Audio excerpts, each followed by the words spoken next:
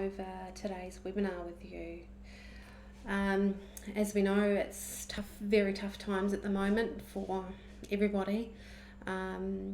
We just hope that doing our webinars can give you something to think about, something to benefit your business in the future. It may not be relevant today, but it will help you understand to build a better future once this is all over.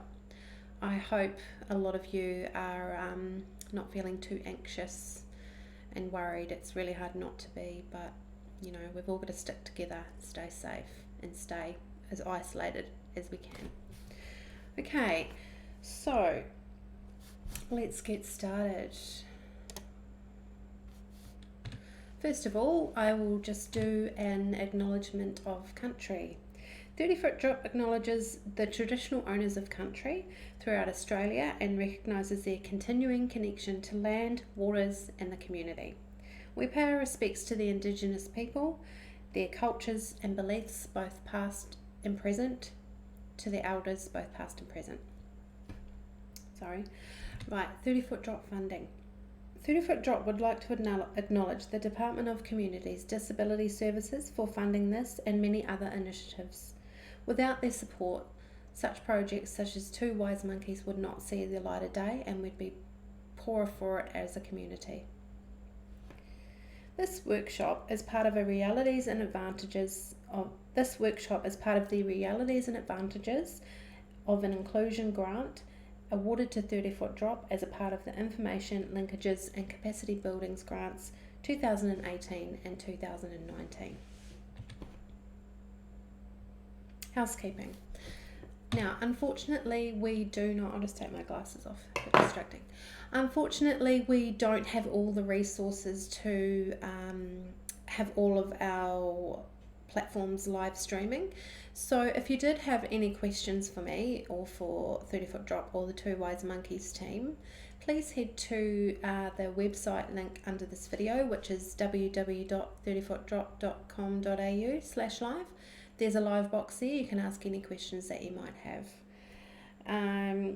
We'll be covering a lot of information in a short period of time, so we recommend that all attendees take minimal distractions. Grab yourself a cup of tea, coffee, grab something to eat, grab a pen and paper. All of this stuff we'll be going over in the webinars will be helpful for us all to move forward in the future once this crisis is all over. Also, if you talk about us, 30 Foot Drop, or the Two Wise Monkeys, please tag us in your posts. Let us spread the word together. We'd love to be included. And if you know anyone that might benefit from the Two Wise Monkeys workshops, please let them know. We're doing another webinar tonight. We run them 3 days a week. Tomorrow's part 5, Thursday is part 6, and then we start them again part 1 on next Tuesday. So if you missed part 1, 2 or 3, they'll be starting again next week. As well, we also record all the sessions, so if you miss out on anything or you want to rewind something that I've spoken about, you can re-watch it after it's over. And at the end of the webinar, we have a quick survey. It's only about 5 questions, and we'd really love it if you guys could fill out that survey. It's really good to get feedback, and we can only move forward with that feedback.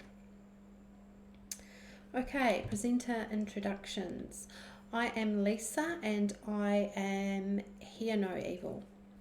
I work alongside Ben. He is the other presenter and the director of 30 Foot Drop and Two Wise Monkeys. He will be in tomorrow, so I will let him then tell his story, so tune in then to watch him. So, I am Hear No Evil. Just by looking at me, you probably can't tell what I may suffer from. Through me, you'll realise that you'll hear no evil about impairment. My story is definitely a more hidden one, and most people wouldn't know it unless they hear my story. At the age of 8, I was diagnosed with mild dyslexia. Teachers used to hit me on the head, read out my low marks, and yell at me in front of the class, "Why don't you understand what's wrong with you?" Making me feel dumb and completely unworthy, as it would. But despite these challenges growing up, I was determined to prove all of these people wrong. found a passion in art and creative, so that just took me all around the world. I have multiple diplomas in the arts field, one in counselling, and currently have my own photography business. And because we're all possibly going to lockdown soon, I today am going to go buy some canvases and do some painting, something I haven't done for like 7 years, but I've been really wanting to do it. So I encourage you all to think outside the square and do something maybe that you've been wanting to do and haven't had the courage, or think you're not good enough. Go and buy a canvas, go and buy some paints. These things are such a good stress release. Painting is such an amazing stress release for your soul.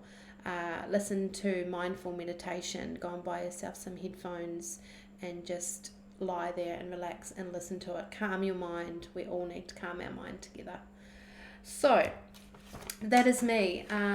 You've just got to find your passion, and if you know anyone that has dyslexia or a learning disability, they'll find their passion, and once they find it, they'll feel so much better within themselves because they can move forward with what that is. You don't have to be an amazing mathematician or amazing speller to get to where you want to be in life. Okay, let's get started. So isn't there supposed to be 3 wise monkeys? Who do you think the third monkey is? Take a guess. Yep, it's you. The aim of today's workshop is to turn you into the wise monkey. You'll begin on a journey of realizing that, impairment or not, we are all human and deserve to be acknowledged and treated in the same way as anyone else. A very important message for today as well. We all deserve to be treated fairly and equally, and when you're going shopping, if you notice someone is really needing something that you've got 2 of, give them the other one, fairly and equally. Okay, outline a method of part 4. So how are we going to get you started on the path of a wise monkey? Well, there's a lot to learn about people with impairment and how to increase your business by attracting them. We will be looking at 3 areas of need that most businesses can improve and use to tap into the market. These are accessibility, universal design, and diverse marketing. After covering all this good stuff, we'll finish off with an open forum before we finish off for the day. So how are we going to cover all this? What will our teaching method be? The answer is fun, open, and honest discussion. Feel free to ask any questions, like I said, along the way. The more open we can be about impairment and disability is the way forward. Things can only change if we speak up. You'll also notice that there's very little written content on the slides. That's because we're all here to interact with each other, and it also makes it easy for people with a vision impairment, people with learning disabilities, people that have a hearing impairment. It makes it easy for everyone to follow, and you're not having to try and keep up with reading lots of information, and we don't believe in death by PowerPoint. So, terminology and review. Let's go over some terminologies of what we use in our 2 Wise Monkeys workshops. Often disability and impairment are referred to as being the same thing, when in fact they're not. To reduce confusion and ensure understanding, I want to review some of the terminology that I'll be using in the webinars. The first up is the difference between disability and impairment.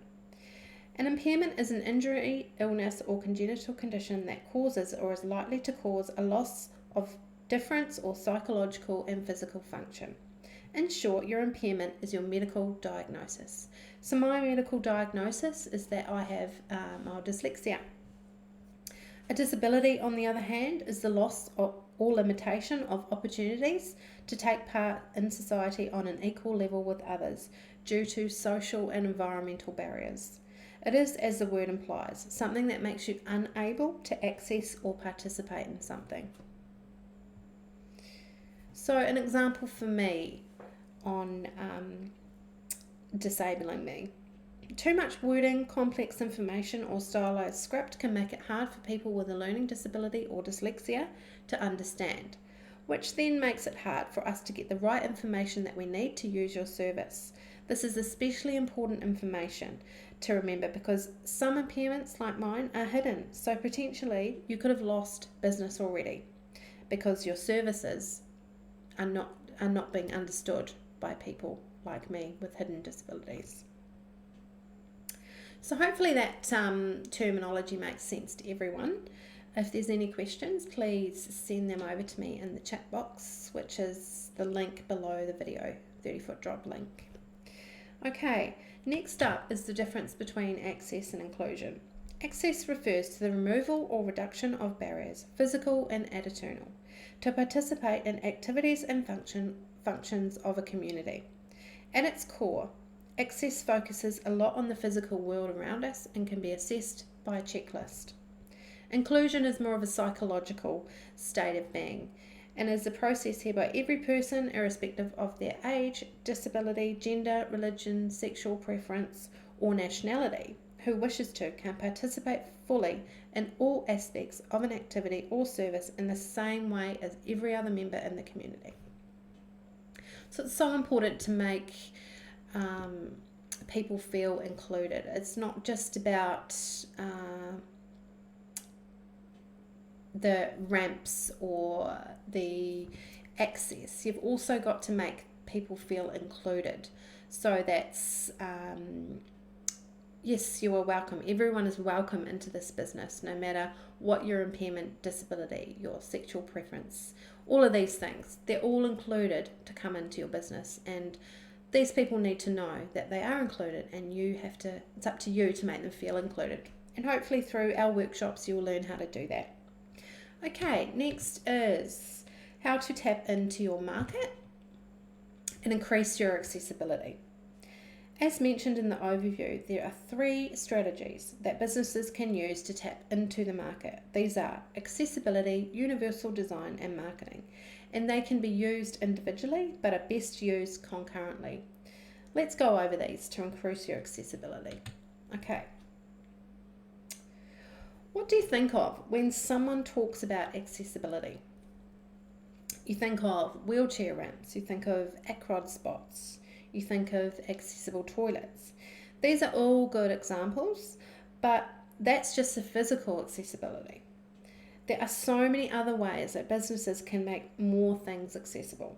Let's have a look at some of the other things you might want to look at for your business to make it more accessible for your customers.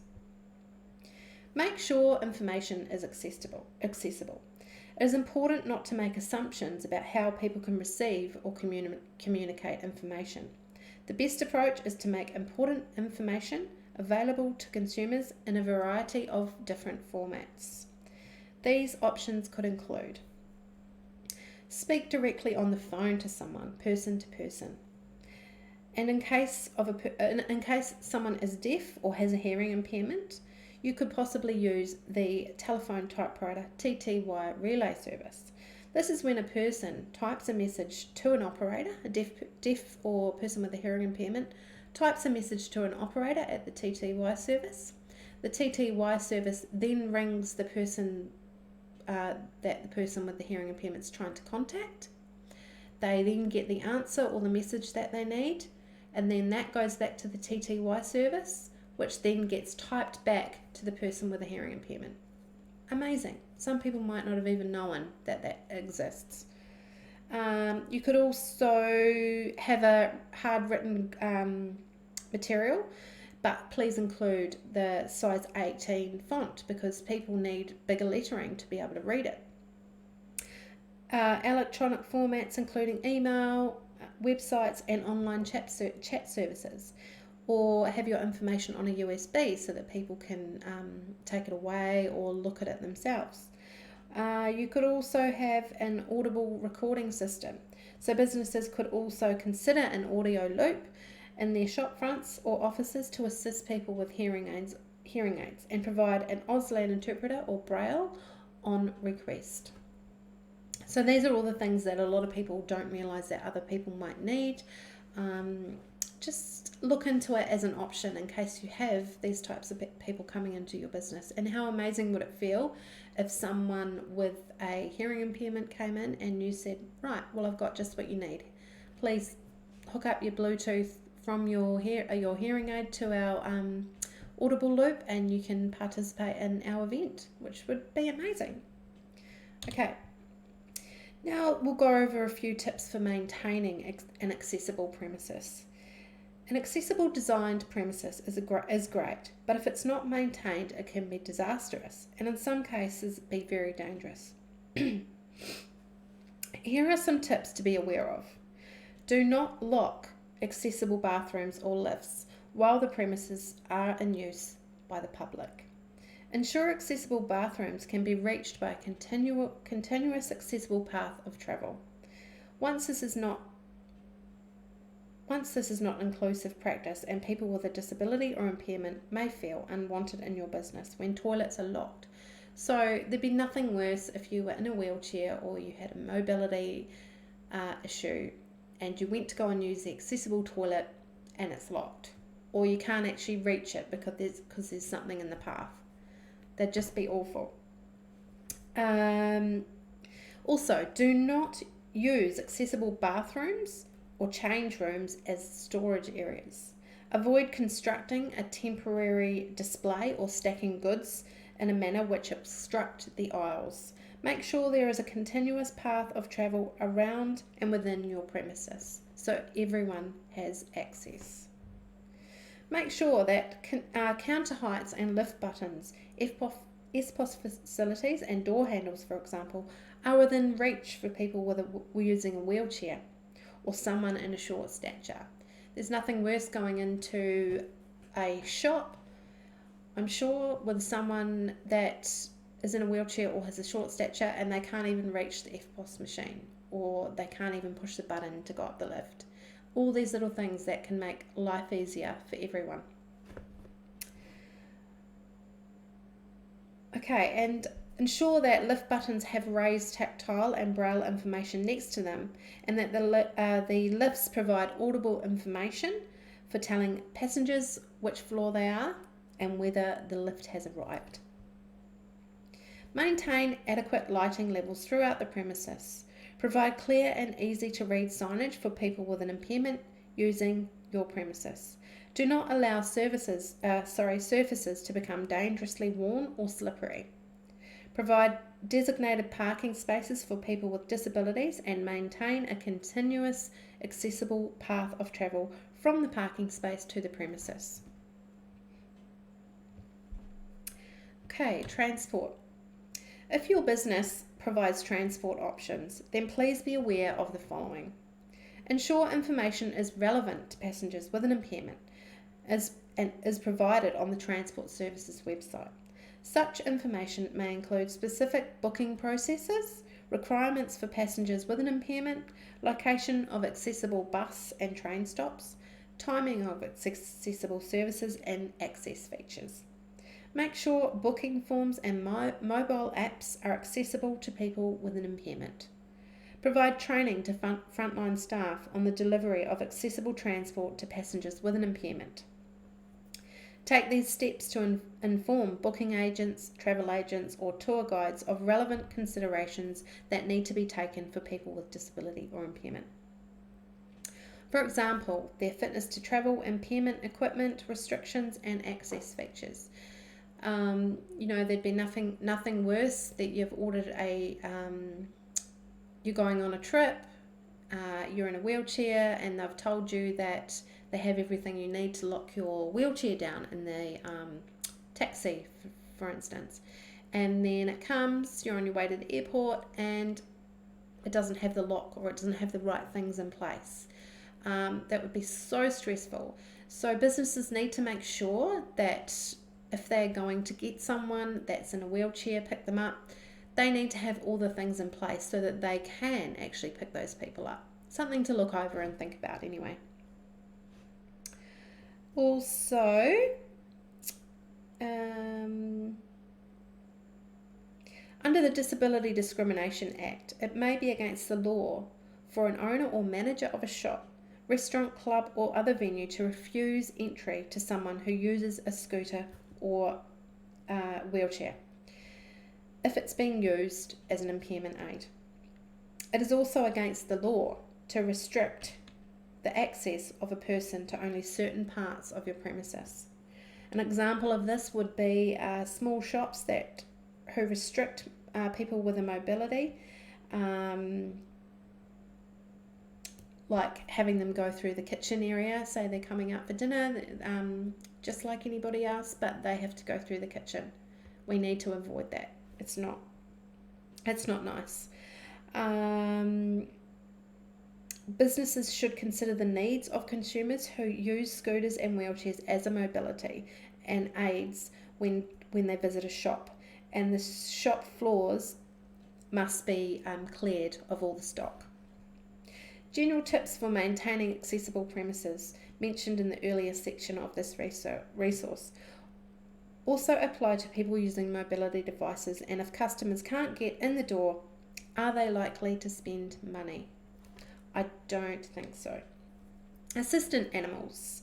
Be aware that a guide dog is only one form of an assistance animal, and there are lots of other assistant animals out there, such as those that people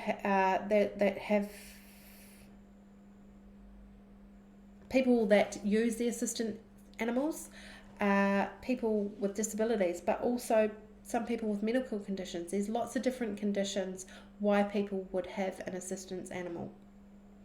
If you're unsure if an assistance animal is an assistance animal, the law says it is okay to ask the person with the impairment to provide some kind of evidence that the animal is an assistance animal, and that it meets the standards of hygiene and behaviour appropriate for an animal to be in a public place. If you're unsure whether an assistance animal is an assistance animal, ask the person before asking them to leave or leave their animal outside. Provide frontline staff with information and or training about assistance animals. Some staff might even not know that they exist and make the person stay outside or not let them in, which is illegal. Okay. Increasing accessibility online. The internet is by far the most favoured way for consumers to get information about goods and services. This research is often done prior to the consumer physically visiting a storefront. So by making your information accessible will encourage more customers to engage. The following are the guidelines to keep in mind when designing your online content.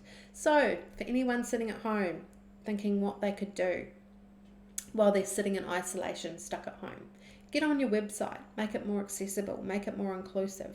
Lots and lots of online things that we can do to change our business and make it more inclusive for people with impairments and disabilities.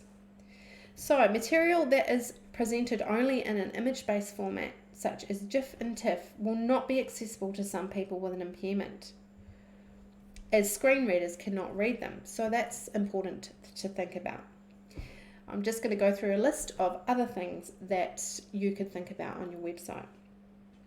Use plain fonts that are easy to read. Avoid fonts that are too decorative or stylized. Make sure that there's enough contrast between foreground text and background colours so that the text is easy to read. Do not provide content only in a PDF format, as screen readers, once again, generally can't read these. If you do include PDFs, provide the same information in Word or HTML format. Make sure you include text description for non-text content, including all images and graphs, for example, using the ALT text function. Avoid scanned pictures of text. A photo of a menu or a text box, such as screen readers, once again, can't read these either. Provide captions or transcripts for multimedia, audio and video content. Do not set audio or video content to play automatically, as this can interfere with screen readers. If you use Capture, then make sure that there are other alternatives aside from Capture. Make sure that all the content on your website can be navigated by the keys and not just by a mouse. Make sure technical support is available for your customers who need assistance in using your website via online chat session, email or phone call. Test the accessibility of your website and, where necessary, talk to an accessibility professional to help you know that you're on the right track. So hopefully this all helps for changing things on your website and help to bring more customers to your business. I know at this present time it's going to be very tough, but now's the time to get everything up to scratch and up to standard. Okay, planning events. We'll be covering accessible tourism and events, looking at the opportunities in greater detail tomorrow in part 5 and 6. But the tips for looking specifically at the physical event. These are some tips for looking at the physical event, When planning events, including meetings, festivals, conferences, lectures, and fundraisers, you will need to take responsible steps to ensure that the event is accessible so that people with an impairment or disability can attend and participate. Also makes them feel included. Consideration should be given to the issues raised in each of the earlier sections of this workshop, in addition to the following. Explain the accessibility of a venue on an invitation, registration form, and request attendees to inform you of any access requirements that they might have. Examples of what these are include access process or maps for people with an impairment. Explain accessibility and maps for people using wheelchairs. Make sure all handout material is available on an accessible electronic format on request. And additionally, the following considerations should be used when using a venue. Make sure that a sufficient, clear, simple, visible signage is. Make sure there is clear, sufficient signage to direct people where to go. There'd be nothing worse. You've gotten out of your car, you have a mobility issue. There's no signage telling you where to go. Ensure that the venue is large enough to set out in such a way so that people with an impairment or a wheelchair or scooters can move freely around the venue. So important. Nothing worse than having an impairment and being stuck in one spot for hours and hours and hours. It's not fair. We need to give these people room so that they can move around like everyone else can. When setting out seating arrangements and allocations, allow people with the impairment first choice of seating, including options with a clear view of the stage or speakers. This is particularly important for those who are deaf or have a hearing impairment. Ensure that any speakers are aware that if they are using PowerPoint slides or videos in their presentation, they need to provide the same information in a format that's accessible to people who have a vision or a hearing impairment. For example, speakers could provide an oral description of the PowerPoint slides, provide a hard copy of electronic or audio copies of material ahead of the event, and use captioning or Auslan interpreters during presentations. Auslan is becoming so much more popular, and it's really great to see on TV that they're there doing it so that people that have a hearing impairment can know what's going on. Brief the venue and registration staff about the responsibilities to avoid discriminating against people with a disability or impairment, and about any access issues such as allowing people to use assistance animals in the venue. Brief staff of location of accessible toilets and accessible features, and have handouts in accessible formats. This information could be provided to staff before the event in writing or in a brief meeting. The staff member could also be responsible for addressing any accessibility issues that arise on the day of the event, and make sure that all staff working at the event are aware of who this person is. So allocating one person to look after all the accessibility issues, questions and queries, instead of everyone sort of knowing a little bit about it, and then when someone comes in with a impairment or disability, they've asked one person, that person doesn't know, and it just goes around and around in circles, and by the time they've got some of the information, they've missed an hour of a concert. So have one person looking after the accessibility side for your event so that they know straight away, yep, there's your path of travel, there's the toilets, there you go, welcome. Okay, what is universal design? So all of the tips to increase accessibility are great, but what is even better than a solution is if the problem didn't exist at all. Universal design is a great way to make your organisation amazingly accessible and is cheaper, faster, and visually more appealing than fixing it later.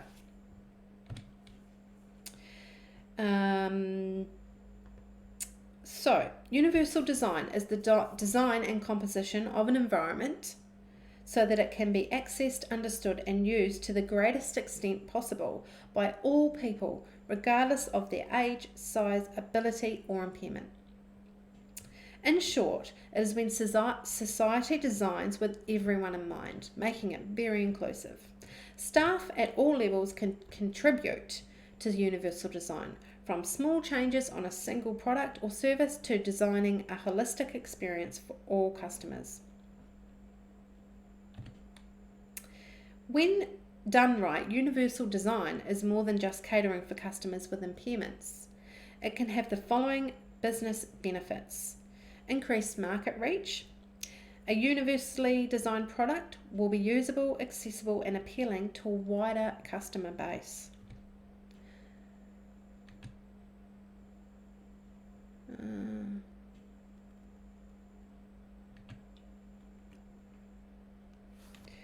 Sorry, just a bit lost here.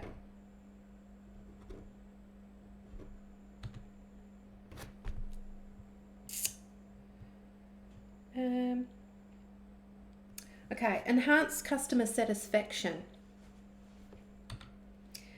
Where am I?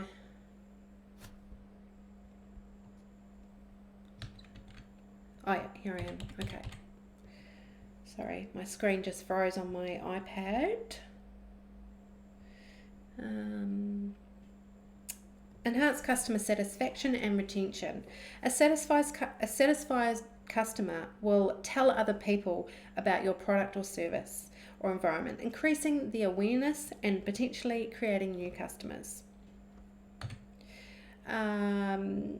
Market crossover success. Products that are aimed at specific target groups can sometimes generate an interest and demand through unforeseen markets. The OXO Good Grips range are a kitchen product. These are a product especially designed for older people with arthritis or limited hand movements. This kind of thing is out of the box thinking and can generate widespread demand. I actually have one of these at home. I had no idea that it was for people with limited hand movements, but I love it. It's a big, chunky can opener, and it's sturdy, and it has lasted me 10 years already.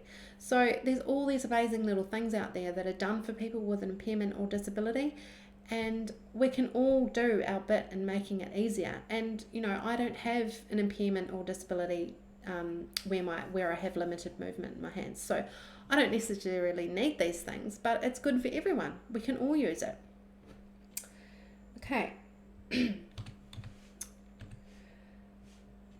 Public positive image. Here we are. A business that positively contributes to society by incorporating a universal design approach is likely to receive a reputation for having a high level of corporate social responsibility. Increased consumer expectations.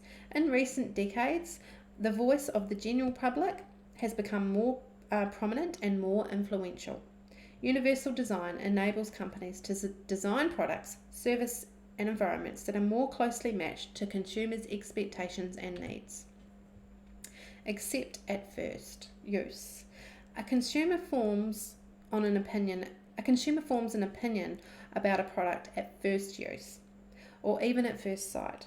A recent study suggested that the internet users take less than 50 milliseconds, that's 1/20th of a second, to judge the visual appearance of a website. At first, if the impression is negative, a consumer will most likely not purchase your product. If your product is simple, clear, and easy to navigate and access, a consumer will more likely use your product and process with the transaction. Okay, achieving universal design. The most efficient way to achieve universal design is collaborating with employees that have an impairment. They can guide the process with their experience. There are also 7 principal topics to note when striving for universal design.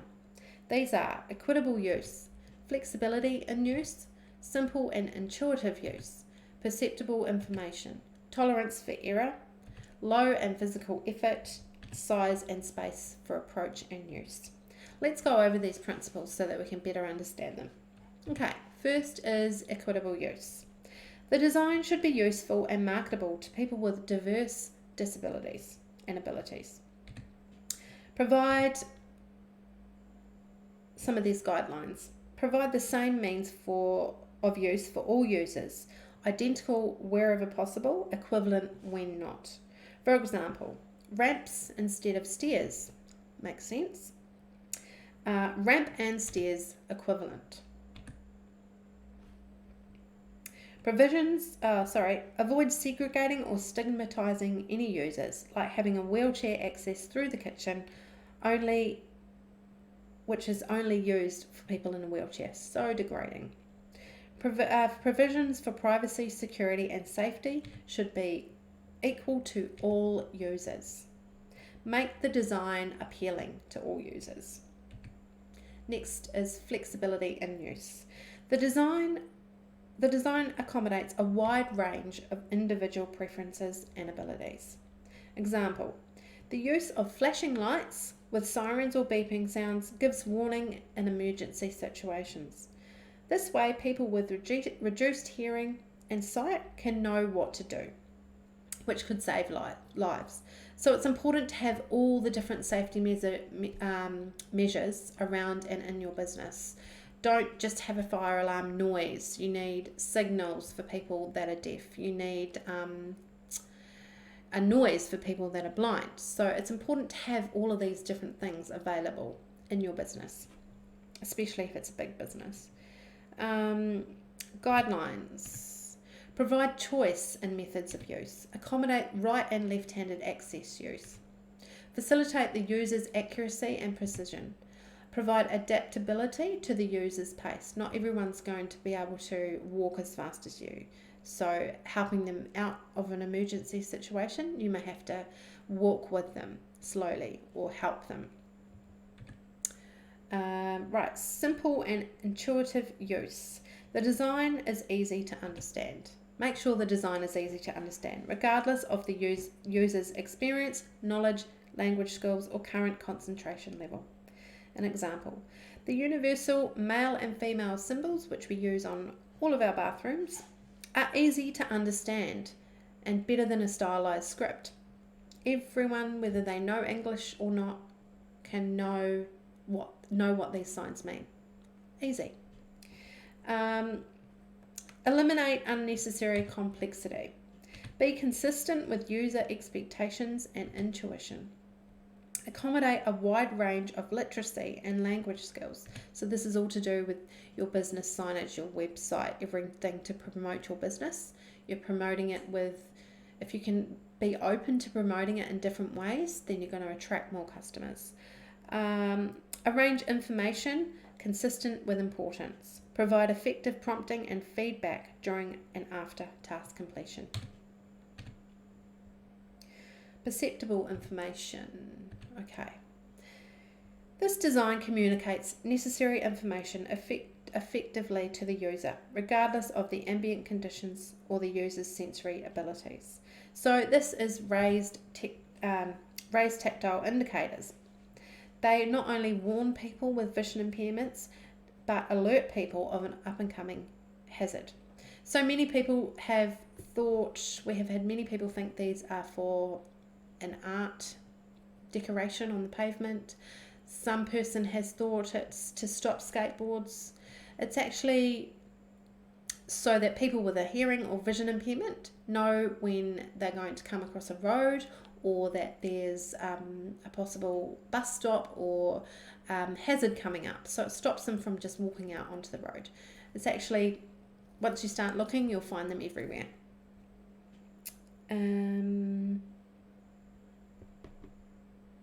So, guidelines for this. Use different modes, pictorial, verbal, or tactile. redundant presentation of essential information. So if you don't have all the information there, use pictures or tactiles. Provide adequate contrast between essential information and its surroundings. Maximize essential information. Make it easy to give instructions or directions. Provide compatibility with a variety of techniques or devices used by people with sensory issues. Hopefully this is all making sense to everyone. Tolerance for error. The design minimises hazards and has the adverse consequences of accidental or unintended actions. Provide guards and handrails which provide tolerance for error when using a ramp. Guidelines are: arrange elements to minimise hazards and errors. Most used elements, most accessible hazardous elements. Eliminated, isolated or shielded. Provide warnings of hazards and errors. Provide fail-safe features. Discourage unconscious actions in tasks that require vigilance. Low physical effort. The design can be used efficiently and comfortably with minimum fatigue. So installing a lever door handle that makes it easy for someone who has limited hand mobility can use their elbow or closed fists, benefiting people, everyone. Someone that does have an ability to use their hand but is holding hot coffees can use their elbow. And people with limited strength, they can just use their elbow or their arm. But a round door handle, if you can't use your hands, you can't get in. So such an important message, and again, a lot of people probably don't realise that people with limited hand movements can't open the door. So guidelines. Allow the user to maintain a neutral body position, because not everyone is going to be able to, they might have to move a certain way. They need to be able to move to be able to open the door. Use reasonable operating forces. Minimise repetitive actions, making it hard for people with limited movement. Minimise sustained physical effort. So this handle is easy to open for older people, for people with limited movement in their hands, for people with hot cups of coffee, for people carrying things, all sorts of things.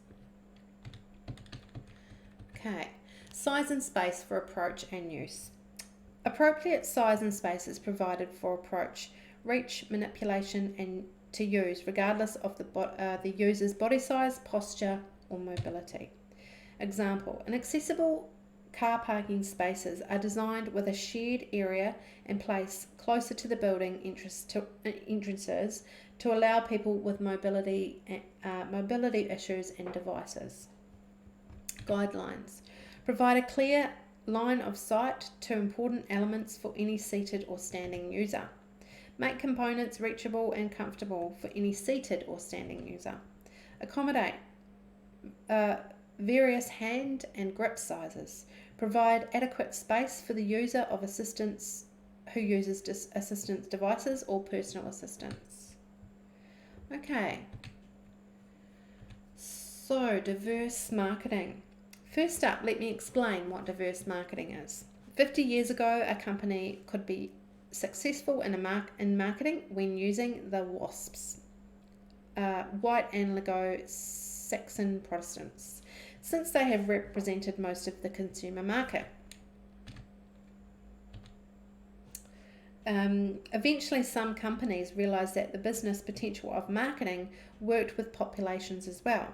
And several efforts at multicultural marketing were attempted, but a company could still experience success without it. Today, however, the market is decidedly different. The Australian population has grown increasingly diverse, and if trends continue, today's minority groups will make up the majority of the population sometime around 2040. This general market strategy may already no longer be effective in some contexts, requiring organisations to diversify their marketing strategies. Consumers in different cultures have different values, experiences and expectations and ways of interacting. Even within a culture, such differences will be apparent between different subgroups, not just ethnically, but also age, gender, professionalism, religion, family size, and physical environment. Definitely, marketing involves acknowledging that the marketer's advertising must offer alternative ways of communication to diverse groups. With that knowledge, diversity marketers' aim is to develop a mix of different communication methods in order to reach people in all these diverse groups which present in the market. Okay, these are 3 marketing strategies: essential marketing, powerful, and connection. Essential marketing is the process of how a business, product, or service promotes its key features and benefits to its customers, which ultimately generates sales for the business by satisfying the customer's needs. Powerful, on average, we're exposed to around 5,000 ads per day from TV and print all the way down to branding and sponsorship. Advertising is everywhere and continues to be a powerful medium for persuasion and changing attitudes. Connection. By representing people with an impairment in advertising and companies more strongly, customers with an impairment will feel included and demonstrates support for human diversity in a broader sense. There are 3 main ways to diversify your marketing methods. These are inclusive, thematic, and pride. Let's go through these. So, inclusive marketing, diverse marketing ideas. 3 of these: inclusive marketing, thematic marketing, and pride marketing. Let's go over these. Inclusive marketing. This method does not emphasize disability. Rather, it neutralizes it by incorporating people with disability in images or messages. These people are just another customer enjoying your product who just happens to have a disability. So now I'm going to play a video which definitely has inclusive marketing, and it makes everyone with a disability or impairment feel included in society. Let's have a look. So how was the big wedding? Oh, haven't you heard? So it's at the end of the night, everyone's on the dance floor really getting into it, you know? And say, this is my left wheel, and this is the bride's foot. Yeah. Sound. Push. How awful. Well, it wasn't all bad. I left with the best man's number. You are terrible. Guilty. I'm not inviting you to my wedding. No. That's it, you're off the list. So, awesome video. She's showing us a brilliant example of inclusive marketing.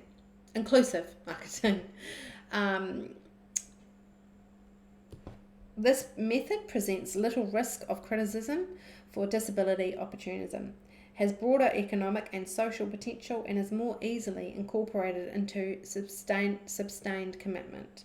Marketing strategies often as an extension of existing diversity initiatives in marketing.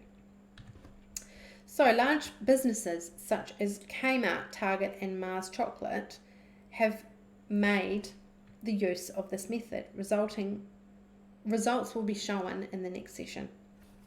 Okay, next is thematic marketing. In a nutshell, thematic advertising focuses on disability itself, usually conveying an explicit message or comment about disability. Thematic advertising can be done well and may be helpful in showcasing products or services specific to disability. So this is a video specific to disability. Let's have a look. I can boost your profits. I can deliver fantastic service. I can maintain your garden. I can maintain your fleet. I can manage your finances. I can be a loyal and productive employee. But I can't put my abilities to work if I'm not given the opportunity. If you don't recognise my abilities. If you don't have an open mind. If you don't employ me. So what can you do? What can you do? What can you do? You can remember that. savvy employers. No, it's what people can do that matters. It's what people can do that grows Australian business. The 4 million Australians with barriers and disabilities have many more amazing abilities. That should be used. Because it's good for business. Because it's the right thing to do. Because every Australian deserves a fair go. Start right now. Call Forest Perth. Okay, so many companies are reluctant to consider thematic advertising about disability, fearing that they will get it wrong or say it wrong and cause offence. But this is not the case. Most businesses have various disability-related policies and procedures in place. Things like accepting the companion card or offering additional help to people who cannot fill out forms, and much more. These amazing initiatives would sway a potential customer with a disability to use your business. The problem, no one knows about it.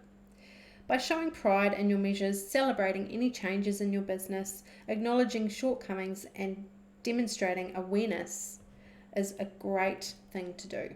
So this newspaper clipping is a demonstration of they're sharing that they now have a track to the beach for wheelchairs. So share it, make it be known that your company or your locations around your area are now accessible for people in a wheelchair. It's easy to do. Has an access issue come to your attention so far? Maybe a social media acknowledgement to acknowledge it and keep people up to date with your progress. So social media is a huge platform, especially nowadays and especially today. All we've got to keep our business going forward at the moment is social media. Keep your information online, show it to everyone, show the changes you've done so that when everything is all back to normal and open again, you have an accessible restaurant or you have an accessible service for people with disability impairment. Diverse marketing pitfalls, cross and tick.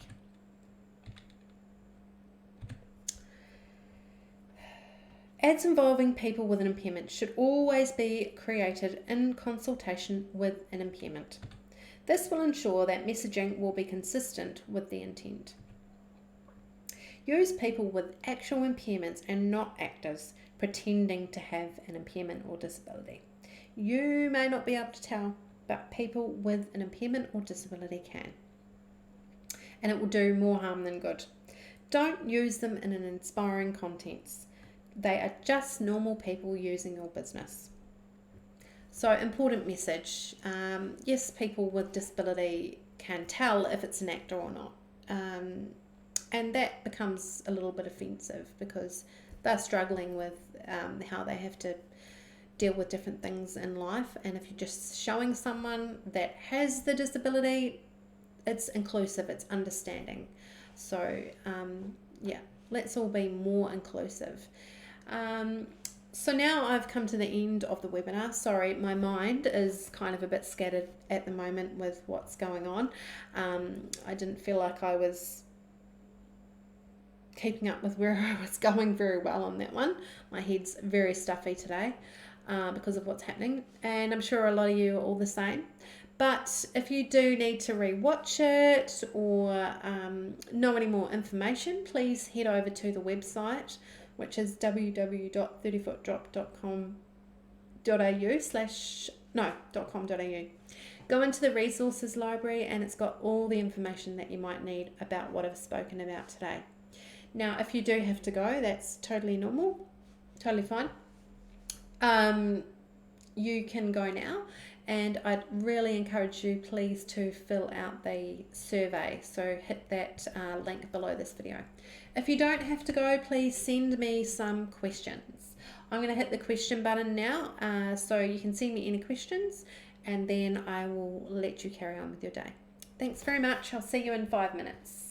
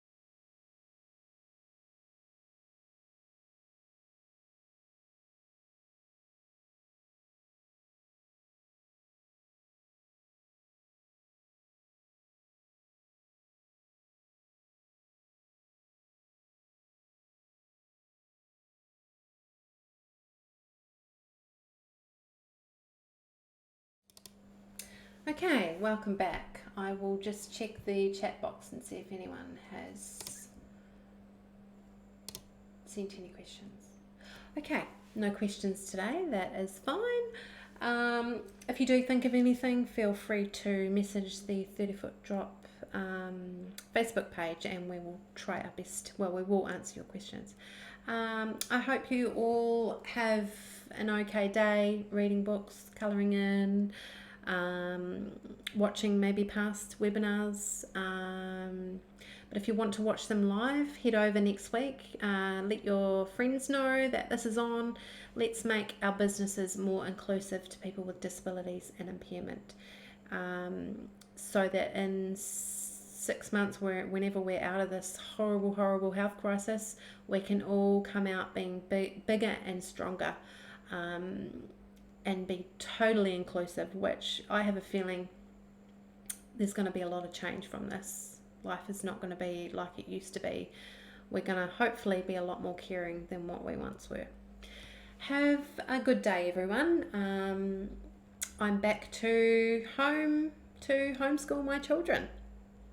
I will see you tonight with doing the part 4 again tonight. So anyone you know that might benefit, send them to us tonight, 6 p.m.